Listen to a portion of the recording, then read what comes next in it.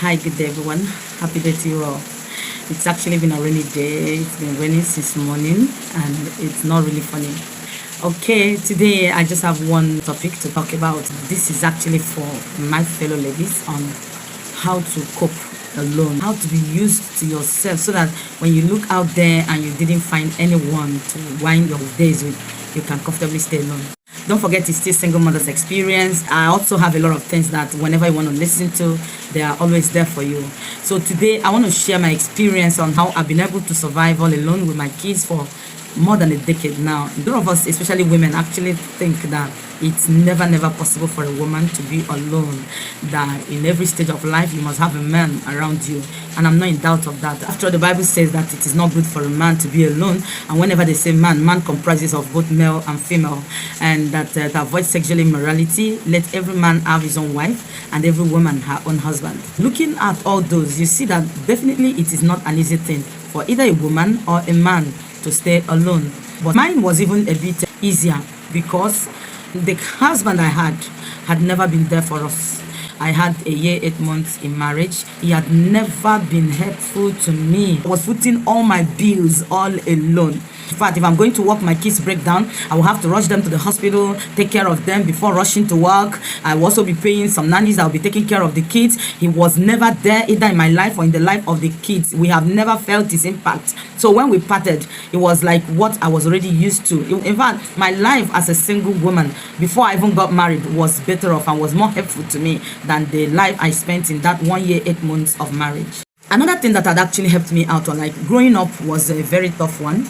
I trained myself right from almost secondary to where I am today. It has always been my struggle. So at any point I find myself alone, it's not always a kind of shaky because it was what I was born into, and it has always been me struggling to be whoever I want to be and however I want to be. So now, in terms of loneliness, some people always ask me that. Any man I meet always ask me that thing first. How do you cope being alone without any man? Because to some people, especially men and some women, they don't believe a woman can go, especially a woman who had tested marriage. Even to some young ladies these days that have not married, they don't believe that a woman or man can stay even up to a day or 2 days without having sexual intercourse. As in, they just see that it's not something possible in this life. And that is why some men that are coming to you for any relationship, where their heart go to first is how they will satisfy you sexually, because to them you're being starved sexually, and to them what you desire most is actually sex, especially you, a woman not having a husband.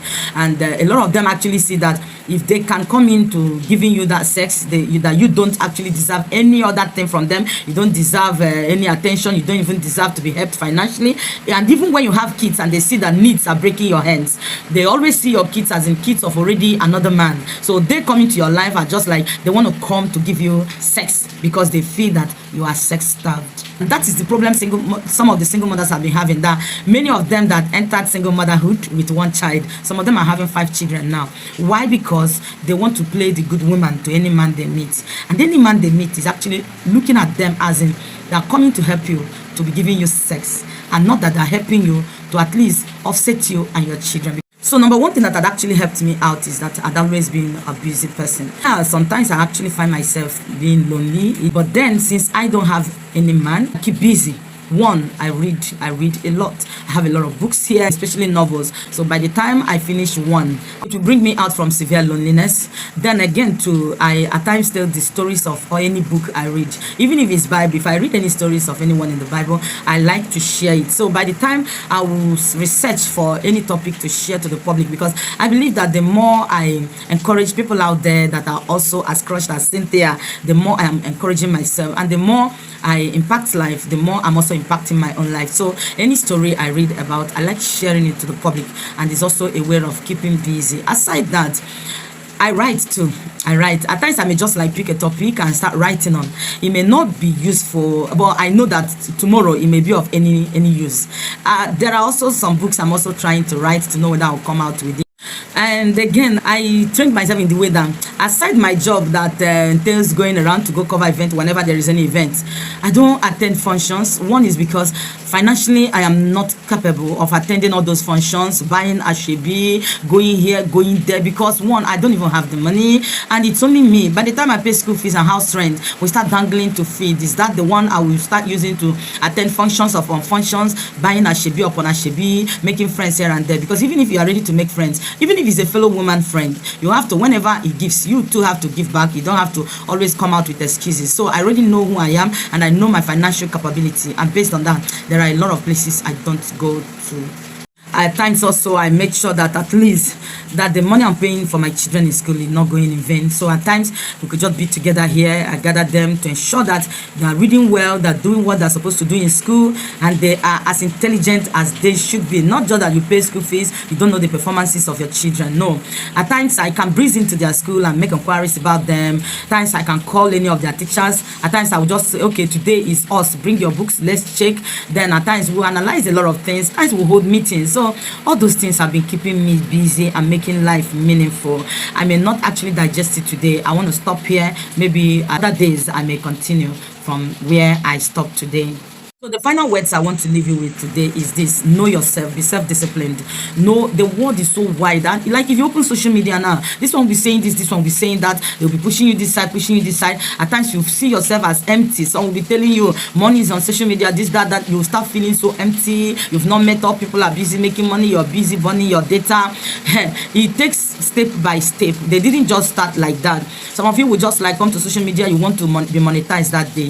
If you ask some of them did like that without anything for more than 10 years, some lower than 10 years. It all depends on the luck, and it all depends on who you have. Some people have celebrities as siblings, so the popularity of the celebrity actually earned them a lot of followership, and before you knew it, they grew in their platform. So don't just think you can just do all those in a day. The Bible says that godliness with contentment is the greatest gain. Be content with what you have. Look less on what is happening in other people's life. When you start copying too much, it will make you be unnecessarily fast, and they regret more than you give thanks. Remember, the Bible said that in every situation you should give him thanks. Like I told you in one of my videos, that every disappointment is a blessing, or is blessing in disguise. So when you look more of the good thing God has done for you, it will help you to be more thankful than you regret. Please, you struggle to make the world beautiful for you, still struggle not to lose eternity above, because that's what actually matters. And again, in every of your heart desire, present it to God. He answers prayers. Even if he may not answer it the time you wanted it, it may be for a reason. Some of the prayers we feel God did not answer may be a way that he has saved us from unforeseen danger. So always learn to thank God in every condition. Finally, in all you do, be thoughtful of others. Don't just think it's only how it will favor you and make you happy, that's the only thing you care about in this world. Others can go to hell for all you care. Have empathy, feel for people. At times, discomfort yourself a little bit to comfort others. I want to leave you here and want to wish you a happy rainy day. I don't know whether it's raining around your side, but from my side, it's been raining since morning till now. God bless you all and have a beautiful day ahead. Cynthia always cares.